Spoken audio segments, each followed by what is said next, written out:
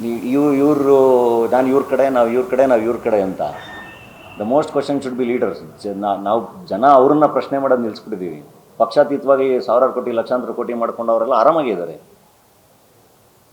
ನಾವು ಕ್ವಶನ್ ಮಾಡೋದು ನಿಲ್ಸಿದೀವಲ್ವಾ. ನಾನು ಬಿರಿಯಾನಿ ತಿಂದಿದ್ದಕ್ಕಿಂತ ಅವ್ರು ಎಷ್ಟೆಷ್ಟು ತಿಂತಾ ಇದ್ದಾರೆ ಅನ್ನೋದು ಕ್ವಶನ್ ಮಾಡಬೇಕಲ್ವ ಜನ.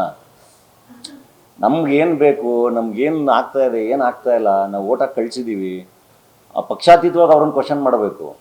ಲೀಡರ್ಸ್ ಜನಕ್ಕೆ ಎದುರ್ಕೋಬೇಕಲ್ವಾ.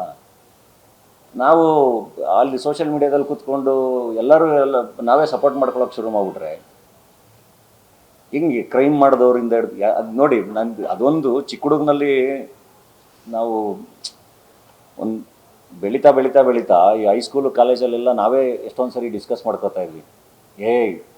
ಅದು ಸ್ಕೂಲಲ್ಲಂತೂ ನಮಗೇನು ಅದ್ರ ಬಗ್ಗೆ ಎಲ್ಲ ಗೊತ್ತಾ, ಭಾಳ ಇನ್ನೋಸೆಂಟ್ ಅಲ್ವ ಮಕ್ಕಳೆಲ್ಲ.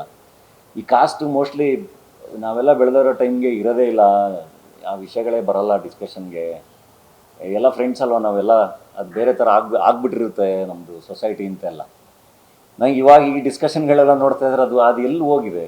ಸೋಷಿಯಲ್ ಮೀಡಿಯಾದಲ್ಲಿ ಕುತ್ಕೊಂಡು ಮಾತಾಡೋದು ಭಾಳ ಈಸಿ, ಇವಾಗೆಲ್ಲ ಹಂಗಿಲ್ಲ ಅಂತ. ಸಿಟಿಲಿ ಕುತ್ಕೊಂಡೇನೋ ಹೇಳೋದು ಭಾಳ ಈಸಿ, ಹಂಗಿಲ್ಲಲ್ಲ ಅದು. ನಿಮಗೊಂದು ಊಟದ ವಿಷಯದಲ್ಲಿ ಎಷ್ಟೊಂದು ಎಕ್ಸ್ಪೋಸ್ ಆಗುತ್ತೆ ಅಂದರೆ ಅದು.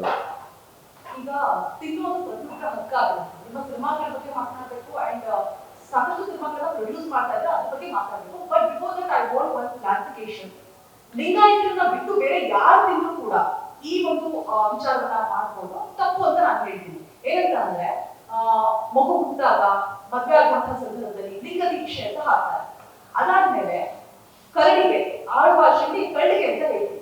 ಅದನ್ನ ಹಾಕೊಂಡು ಲಿಂಗಾಯತರಷ್ಟೇ ಅಲ್ಲ, ಬೇರೆ ಯಾವ ಧರ್ಮವನ್ನು ತಿಂದ್ರು ಕೂಡ ನಾನ್ ವೆಜ್ ನ, ದಟ್ ಈಸ್ ವೆರಿ ರಾಂಗ್. ನನಗೊಂದು ಕ್ಲಾರಿಫಿಕೇಶನ್ ಬೇಕು. ನೀವು ನಾನ್ ವೆಜ್ ತಿನ್ನೋ ಟೈಮ್ ಅಲ್ಲಿ ಆ ಕರಡಿಗೆಯನ್ನ ಹಾಕಿದ್ರ ಇಲ್ವಾ? ಬಿಕಾಸ್ ಮದುವೆ ಸಂದರ್ಭದಲ್ಲಿ ಅದನ್ನ ವಧು ಇಬ್ಬರಿಗೂ ಕೂಡ ಹಾಕ್ತಾರೆ. 1 year ವರೆಗೂ ಅದನ್ನ ತೆಗೆಯೋದಿಲ್ಲ. ನನಗೆ ಗೊತ್ತಿರೋ ಮಾಹಿತಿ ಪ್ರಕಾರ ನಾಳೆ ಧನಂಜಯ ಅವರು ಆ ಸಂದರ್ಭದಲ್ಲಿ ಕರಡಿಗೆ ಹಾಕೊಂಡು ತಿಂದಿದ್ರೆ ದಟ್ ಈಸ್ ರಿಯಲಿ ರಾಂಗ್. ಅದನ್ನ ಕರೆಕ್ಷನ್ ಮಾಡ್ಕೊಳ್ಳಿ. ಹಾಗಿಲ್ಲ ಅಂದ್ರೆ ಅದನ್ನ ತಪ್ಪಿಲ್ಲ. ನಾನು ಎಲ್ಲಿ ಹಾಕಿದ್ದೀನಿ ಹೇಳಿ? ನಾನು ಈಗ ಇಲ್ಲೇ ನಿಮ್ಮ ಜೊತೆನೇ ಬರ್ತಿರ್ತೀನಲ್ವಾ. ಯಾವಾಗಲೂ I think most of them ಮನೇಲಿ ದೇವ್ರ ಕೋಣಲ್ಲಿ ಲಿಂಗ ಪೂಜೆ ಮಾಡಿ ಮನೇಲಿ ದೇವ್ರ ಕೋಣಲ್ಲೇ ಇಟ್ಟಿರ್ತಾರೆ. ಇನ್ನೊಂದಿಷ್ಟು ಜನ ಅವ್ರವ್ರ ನಂಬಿಕೆ ಮೇಲೆ ಅದನ್ನು ಹಾಕೋತಾರೆ. ಅದು ಇಲ್ಲ ನನಗೊಂದು ಅದೊಂದು ಸೆನ್ಸ್ ಇದೆ. ನಾನು ಯಾರ್ದೋ ಸೆಂಟಿಮೆಂಟ್ಸ್ನೆಲ್ಲ ಹರ್ಟ್ ಮಾಡೋಕ್ಕಾಗಲ್ಲ, ಯಾರ್ದೂ ಸೆಂಟಿಮೆಂಟ್ಸ್ ಹರ್ಟ್ ಮಾಡೋಕ್ಕಾಗಲ್ಲ, ಆಯಿತಾ? ಇವಾಗ ನಾನು ನಾನು ರೆಬೆಲ್ ಅಂತ ಹೇಳಿ ನಾನು ಲಿಂಗ ಹಾಕ್ಕೊಂಡು ನಾನು ನಾನ್ ವೆಜ್ ತಿಂತೀನಿ ಅಂತ ಅಂದರೆ ಅದು ನಮ್ಮ ಮನೆಯವ್ರಿಗೇನೆ ಅದು ಹರ್ಟ್ ಆಗುತ್ತೆ ಅಂತ ಅಂದಾಗ why will I do that? ನಾನು ಯಾಕೆ ಮಾಡಲಿ, ಆಯಿತಾ? ಎಲ್ಲರ ನಂಬಿಕೆಗಳನ್ನೂ ನಾವು ಗೌರವಿಸ್ಬೇಕು, ಅದು ಖಂಡಿತ ಮಾಡ್ತೀವಿ. ಬಟ್ ಬೇರೆ ಬೇರೆ ಹೆಸರಲ್ಲಿ ಕಟ್ ಹಾಕಕ್ಕೆ ಟ್ರೈ ಮಾಡಿದ್ರೆ I was the most rebellious ನನ್ನ ಚೈಲ್ಡ್ಹುಡ್ಡಿಂದ. ನಾನು ಇವಾಗ ಸಿನಿಮಾಗೆ ಬಂದ ಮೇಲೆ, ಪಬ್ಲಿಕ್ ಲೈಫಿಗೆ ಬಂದ ಮೇಲೆ ಆ್ಯಕ್ಚುಲಿ ಒಂದು ದಾರಿಗೆ ಬಂದಿದ್ದೀನಿ.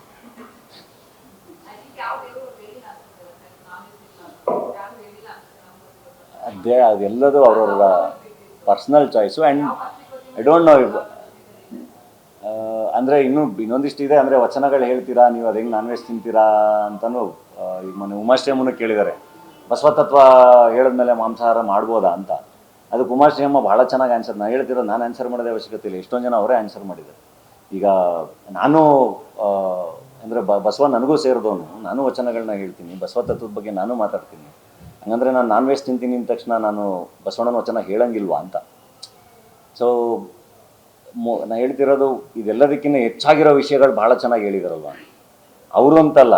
ಈ ನಾವು ಯಾರ್ಯಾರನ್ನ ಸ್ಟ್ಯಾಚ್ಯೂ ಮಾಡಿ ನಿಲ್ಸಿದ್ದೀವಲ್ಲ, ಎಲ್ಲರೂ ಭಾಳ ಮನುಷ್ಯರಾಗಿ ಬದುಕಿ ಅಂತಲೇ ಹೇಳಿರೋದು. ಎಲ್ಲರೂ ಹೊಡೆದಾಡಬೇಡಿ, ಪ್ರೇಮಿಸಿ, ಚೆನ್ನಾಗಿರಿ ಖುಷಿಯಾಗಿ ಅಂತಲೇ ಹೇಳಿರೋದು. ಯಾರು ಏನು ನೀವು ಹೊಡೆದಾಡಿ ಅಂತ ಹೇಳಿಲ್ಲ. ಬಟ್ ಹಂಗೆ ಹೇಳಿದವ್ರನ್ನೆಲ್ಲ ಸ್ಟ್ಯಾಚ್ಯೂ ಮಾಡಿ ನಿಲ್ಲಿಸಿ ನಾವೇನೇನು ಮಾಡ್ಬೇಕು ಮಾಡ್ತಾ ಇದೀವಿ ಅಷ್ಟೇ.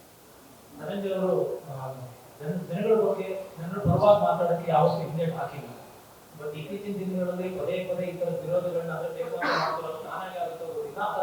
ವಿರೋಧ ವ್ಯಕ್ತ ಆಗ್ತಿರೋದ್ರಿಂದ ಮುಂದಿನ ದಿನಗಳಲ್ಲಿ ಏನಾದರೂ ಮಾತಾಡಬೇಕಾದ್ರೆ ಮನಸ್ಸಿನ ಮಾತಾಡಬೇಕು ಅಂದ್ರೂ ಕೂಡ ಒಂದ್ಸತಿ ಯೋಚನೆ ಮಾಡೋದ್ರ ನಿಮ್ಗೆ ಆಗಿದೆ.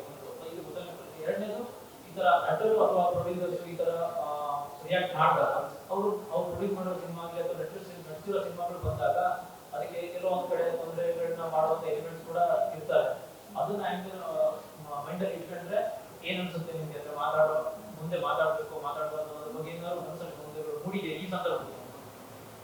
ಇಲ್ಲ, ಐ ಥಿಂಕ್ ಅವಶ್ಯಕತೆ ಇದ್ದಾಗ ವಾಯ್ಸ್ ಇರಲೇಬೇಕಾಗುತ್ತೆ. ನಂದು ಅಂತಲ್ಲ, ಎಲ್ರದ್ದು ವಾಯ್ಸ್ ಇರಲೇಬೇಕಾಗುತ್ತೆ. ಯಾಕಂದರೆ ಎಲ್ಲರೂ ನಾವೆಲ್ಲ ಇಲ್ಲೇ ಇರಬೇಕಲ್ವಾ, ನಾವು ಬದುಕಬೇಕಲ್ವಾ.